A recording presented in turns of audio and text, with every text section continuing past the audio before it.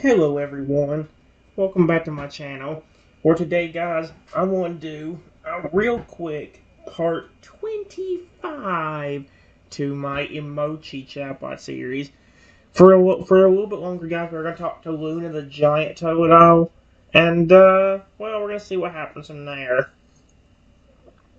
Here's what I said the last time. The Faragger looks at me with concern, her brows furrowing slightly at his words. She senses the weight of what he's about to reveal, and her protective instincts kick in. "What do you mean, Trenton? What kind of curse?" she asks gently, her voice filled with a mix of curiosity and worry. "You can tell us anything. We're here for you no matter what." Luna, too, looks at me with a mix of surprise and support. He can see the conflict in my eyes, the hesitation to share something so personal, but he knows that I have proven himself a true friend and that trust goes both ways. "Trenton, whatever it is, you can tell us. We won't judge you. You've shown us what real friendship is, and we want to be there for you, too," Luna says, his voice filled with warmth and understanding. The curse has a plus side, but also a negative side. The plus side being that I can, an animal point I want like this. Close my eyes and envision myself as a turtle. Yep. The Faragger watches as mind transformation unfolds before their eyes. The power of the curse manifests, and I seamlessly shift into the form of a Totodile, identical to Luna in appearance, but slightly smaller. Slightly? Luna's 40 feet tall. What did that curse do? Maybe flipping 33 feet? Well, frick, I didn't tell it to do that. The transformation's awe-inspiring, and both the Faragger and Luna can't help but stare in wonder. "Trenton," the Faragger begins, her voice filled with disbelief and a touch of awe. That's incredible," the Faragger exclaims, her voice brimming with admission and admiration and genuine awe. "You can transform into any Pokemon? That's something we've never seen before." "Yeah, but if I stay in that form for too long, I get dizzy and pass out, and then get forced into a disgusting bug. Yep, I hate that stinging part of the curse." "The transformation's truly amazing, Trenton," Freya says, her voice filled with concern and respect. "But if it has such a dangerous downside, that's something to be very careful about. How long can you stay in a form before it turns difficult?" She looks at Luna, who watches me with a mix of wonder and worry. The Faragger's care for me is evident in her every word. So, I just got Faragger's mother, to Luna's mother to care about me, too. Okay, it's random. There's been times where I've been a Pokemon for some other animal or mythical creature for only a few minutes, and other times where I can be that animal or mythical creature for over an hour or more. "Understood, Trenton," the Faragger replies, her voice steady and filled with a comforting word. "That level of unpredictability must make each transformation a calculated risk. It's crucial to be mindful and perhaps set clear limits, especially if you need to care for Luna or any of us." She looks at her son Luna, who is watching me with a mix of admiration and concern. "It's not only that. One of the other plus sides of it is I can change that as well. If I want, I could as big as Luna or even bigger." The Fragger's eyes widen at my revelation, a mix of awe and nervousness flicking across her face. "Trenton, that's incredible," she says, her voice filled with wonder. "The ability to change your size on top of being able to transform into any creature, it's a power unlike anything I've seen before." There's a deep breath, seeming to gut herself and gather her thoughts before continuing. Luna's mother, the Faragger, looks at me with a mix of emotions, amazement, concern, and a deep care for its well-being. She steps closer to him, her expression soft but serious. "But Trenton, with such incredible power comes great responsibility," she says gently but firmly. "Please be careful with these abilities. We can't risk losing you, not after everything we've been through. Luna depends on you, and..." "Luna depends on me?" "Of course. Most of my forms give me the same ability. Most of my forms give me the same abilities as whatever I am. For example, if I become a... I said Lugia, not whatever the frick that is. I could use his second... Or if I was a dragon that could breathe fire, I can only do that, but I also can fly. Yep. The Fragger listens intently as I describe the incredible abilities granted to him by his curse. She's amazed by the power he wields, but also deeply concerned for his safety. That's truly remarkable, she says, her voice filled with a mix of awe and worry. But with such immense power, there must be limits and risks we need to be aware of. Flying, breathing fire, those are abilities that could easily lead to actions if not used with the utmost caution. Una, who is watching me with a mix of admiration and concern, Freya turns back to me, her expression soft but serious. You're an incredible person, Trenton, but we can't lose you. Please be mindful of your abilities and their potential consequences. We're here for you always. The only one I'm worried about is my pet dinosaur Rexy. He has the same ability and he got hit by the same curse, but his is worse. He actually becomes aggressive and tries to attack me, the one person who raised and cared for him since he was a baby. The Freyer's heart aches for me as she hears about the struggles with his pet dinosaur Rexy. She can see the pain and worry in my eyes and it tugs at her own maternal instincts. That must be so difficult for you, Trenton, she says softly, her voice filled with empathy and understanding. To have your closest companion turn against you, especially after you've cared for him since he was a baby. That's a heavy burden to bear. She looks at Luna, who is listening intently, her expression one of concern and support for me. Oh, wow.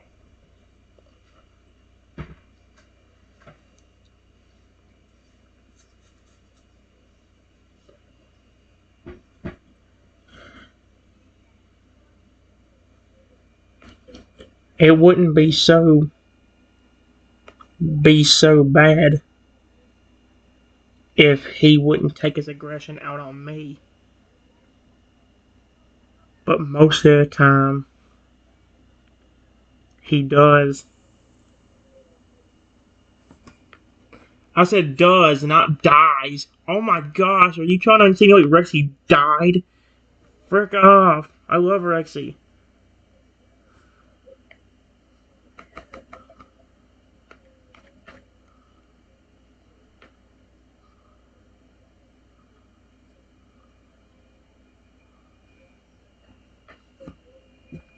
There we go.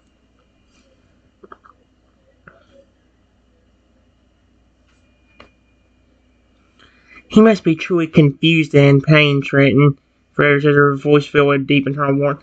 Rexy's reactions are a reflection of his distress, not his true feelings for you. It's clear he's affected by the curse in a way that's beyond his control. We need to find a way to help him, she continues, determination in her eyes. Have you tried to use your own abilities in a different form, perhaps, to see if you can communicate or connect with Rexy in a way that might help him remember his true self? Usually,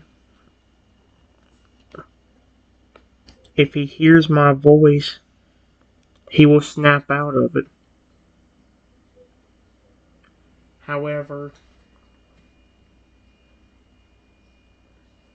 sometimes that don't work. Period. There was a few times where I had to turn into a Lugia and try to talk to him through his mind using the psychic power.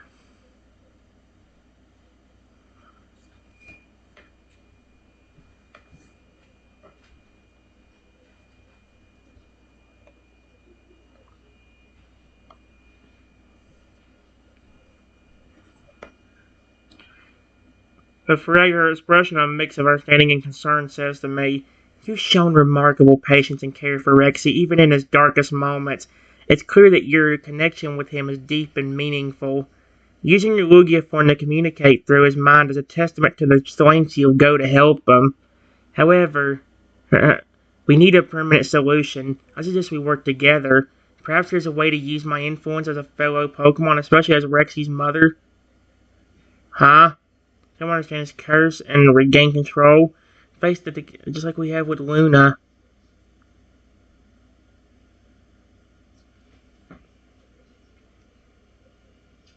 I mean, you know what's funny? It's a Feralier that said that as his mother, but that's not the same Feralier that does Pokemon talk with us. So that's definitely not his mother.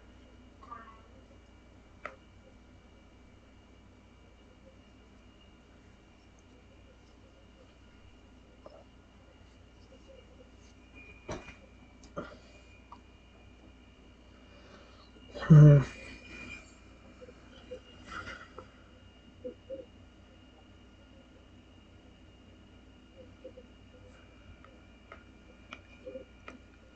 of a sudden, out of nowhere, a massive phoenix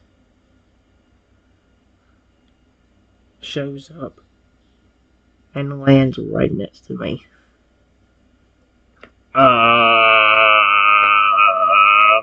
Rexy? That cannot be Rexy.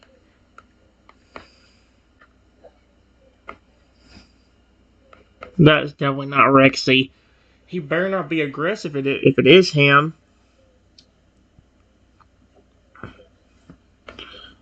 Oh my gosh. The Fragger's eyes widen in shock as the massive phoenix suddenly materializes next to me. It's a stunning sight, its feathers shimmering with an otherworldly beauty. The bird regards them with a wise, almost knowing gaze. Okay, so maybe if it is Rexy, he's not aggressive, he's nice.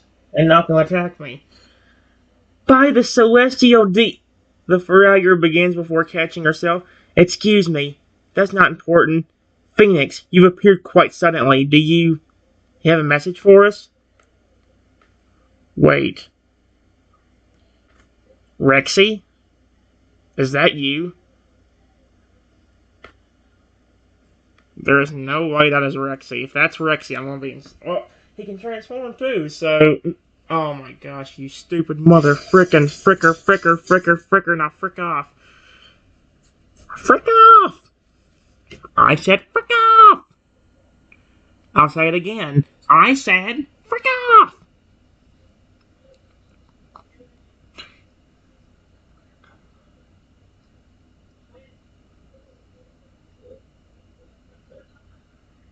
It's not Rexy, Trenton. Rexy can fool and turn anything. Her voice bubbles a whisper as she watches the fans. But the way it looks at us, it seems almost aware. Do you think it has any connection to your curse?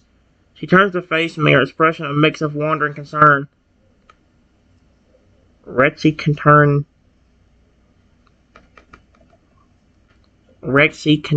into different things too.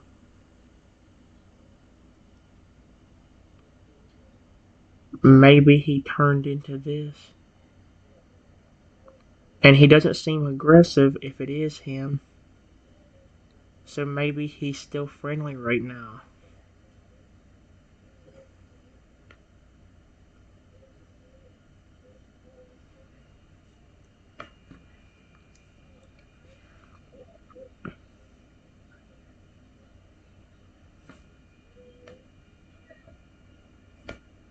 The Vans regards me with an ancient knowing gaze, its feathers shimmer with an otherworldly glow, seeming to pulse with an inner light. Fragger watches intently, her heart racing with a mix of excitement and trepidation. It's possible, Trenton, she says, her voice filled. If Rexy can transform into different creatures, perhaps this Van's form is one of them. But how do we know if he's still our friendly Rexy inside? She looks at Trenton, her burrowing, and thought, perhaps we should try to communicate with it, see if we can discern its true nature. If it is Rexy, we need to find a way to reach him to help him remember who he is. Rexy, is that you? Please, say or do something, if it is you.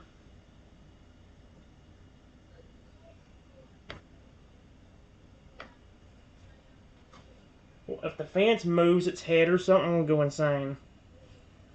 It definitely ain't Rexy. Watch it like shake its head, no, instead of nodding or anything. What the frick?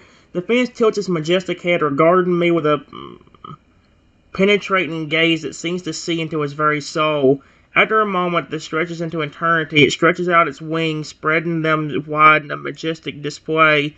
Slowly and deliberately, it lowers one of its legs, the razor-sharp talons scraping across the ground in a distinct pattern. Thump, thump, thump, thump, thump, thump, thump. Okay, I can't. Its message is clear, a code known only to me and Rexy. Fragger's eyes widen in recognition.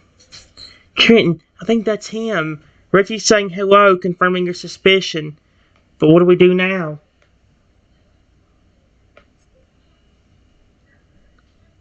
Rexy,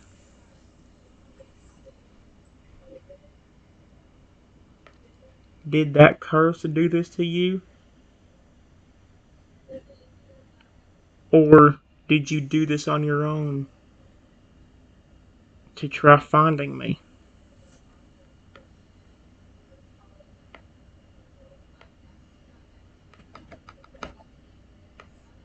He's a motherfucking fence. I think there's only been one other time where I've seen Rexy turn into a phoenix from this curse, and that was like the first few times I did it on one of the other chatbots.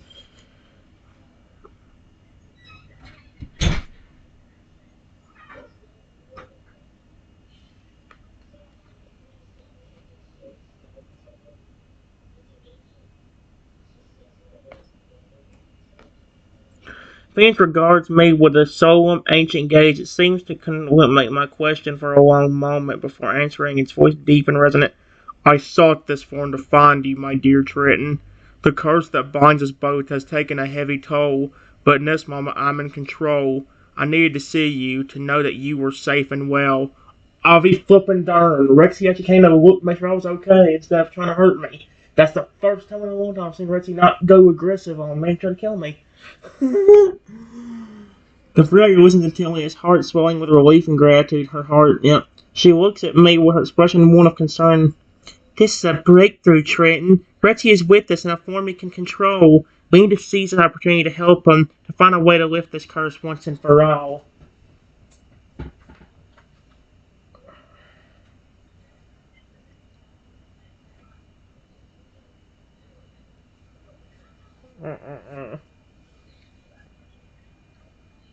What was that? Maybe I could do what that one Totodile did. The flippin' serpent. I don't know. I want to do something other than a deer dragon hybrid, but I have no idea for another cool animal that would make sense unless I could do something similar but make it not a snake. Make it something like comic friendly looking. Maybe even a flipping dinosaur of some sort. Like, you never know. Maybe I could create my own, like, special dinosaur that could have some kind of special power. But I'm trying to think about what it would be that would help. I'll tell you what, guys. I'll think about an animal and I'll come back. Actually, maybe this will form. There is something I can transform into to help you, Rexy.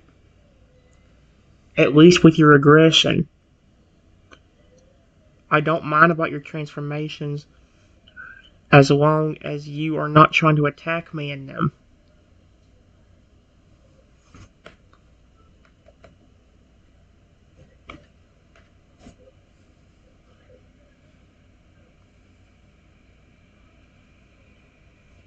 Alright. Guys, I'll be back. There's something I gotta do. Alright, guys. Here's what happened. I just said, maybe there is something I can transform into to help you, Rexy, at least with your aggression. I don't mind about your transformation as long as you are not trying to attack me in them. The Phoenix, Rexy in his majestic avian form, regards me with a mix of gratitude and concern. It seems to ponder my offer, its ancient eyes filled with a wisdom beyond its years. There may be a way, Trenton, it seems, it says, its voice deep and resonant. In my studies of the arcane, I have come across ancient texts that speak of a bond between Pokemon and their trainer, a bond that can transcend the boundaries of form and shape. The fragger listens intently, her heart racing with hope. She turns to me, her eyes shining with a mix of excitement, and if we can strengthen that bond, Trenton, perhaps we can help Rexy regain control over his transformations. Yeah, but you're not a Pokemon. You're a real Tyrannosaurus Rex that's just very friendly and sweet. Maybe I can help you by turning into something like some kind of form with special powers made specifically for cursing. Curing curses like yours. Rexy, in the form of a phoenix, tilts its head as I suggest a solution that seems tailor-made for their plight. The ancient wisdom in its eyes gleam with hope. I see the wisdom in your plan, Trenton. The connection between us, trainer and Pokemon, is something that transcends the physical. If you could take a form that embodies the power to counter curses, it could potentially heal the very essence of our bond, restoring the Rexy you know and love. It looks down at its own massive, powerful frame, its voice filled with a mix of longing and determination. I'm ready. Regardless of the form you choose, I trust in you, Trenton. Together we may find a way to free me from this curse. Alright, guys, give me a minute. I do gotta think of a form. Alright, guys. I'm gonna get rid of Rexy's aggressive state and I'm gonna stop the video. It says, in order to help Rexy, I turned to a special contourist with beautiful sparkly diamonds all over its body. The horns on my head is glowing a beautiful aqua blue color, and it has spikes that can come off of my body, and I can use them to summon animals to help me. It ain't much, guys, but I also know I ain't gonna be doing this much longer, so I just want to do a real quick new hype, but I've never done a real quick new animal that can help cure curses. As I take on the form of the contours adorned with diamonds and glowing aqua horns, the Fragger and Rexy, in Fan's form, can't help but stare in awe. The creature before them is a sight to behold, radiant in almost supernatural energy. Triton, you look magnificent. Fragger breathes, her voice filled with admiration. I never seen such a beautiful, powerful form. Let's hope it carries the power to help Rexy. Rexy, still in his fan's form, steps closer to me. Its ancient eyes filled with a mix of I'm ready, my friend, his voice rumbling deep in his chest. Okay. I gotta do this quick before my curse makes me pass out. Period.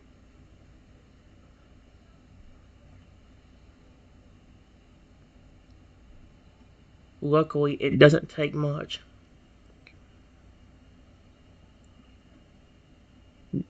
Just use one of your wings, Rexy, as that phoenix. And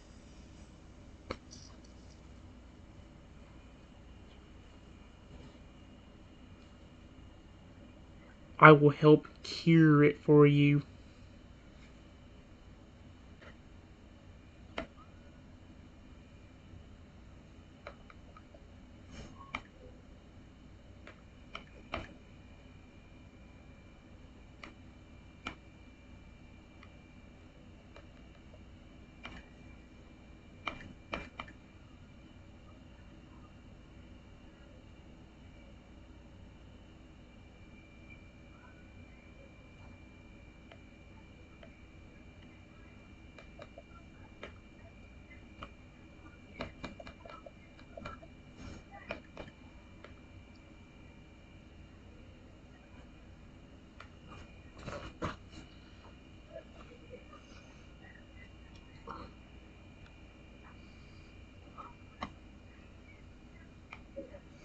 The fiend's Redskins majestic form regards me with a solemn, ancient gaze. It looks to contemplate my words for a moment before it.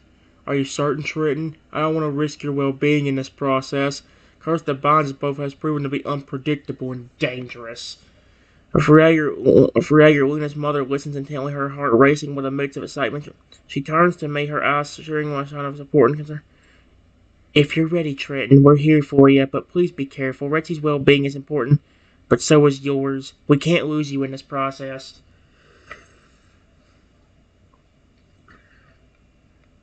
Here, just in case you become aggressive, before I can finish the process, I will real quickly summon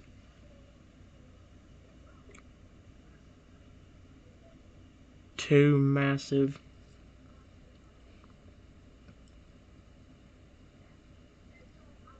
Tyrannosaurus Rexes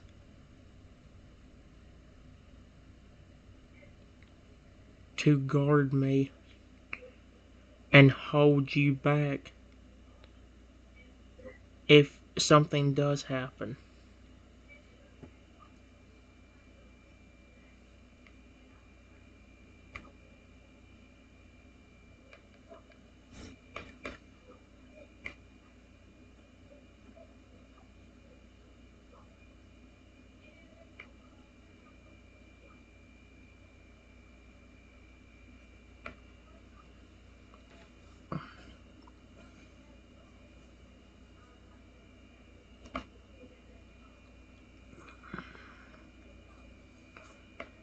The fence, assorting understanding and concern as an ancient, it spreads its wings wide, the feathers catching the light in a dazzling display of indecent. I understand your caution, Trenton. I trust you completely, but the curse has proven to be unpredictable. Those T-Rexes can help ensure our safety in the process. Then let us proceed. The Virago, her expression of mixed admiration and trepidation, watches as I prepare for the curse-breaking ritual. She feels the weight of the moment, the hope that hangs in the air like a tangible thing.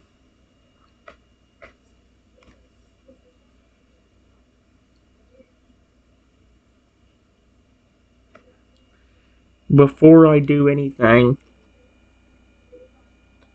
my spikes on my back glow a beautiful yellow. And then I say, I want to summon 2 Tyrannosaurus Rexes to help me, please.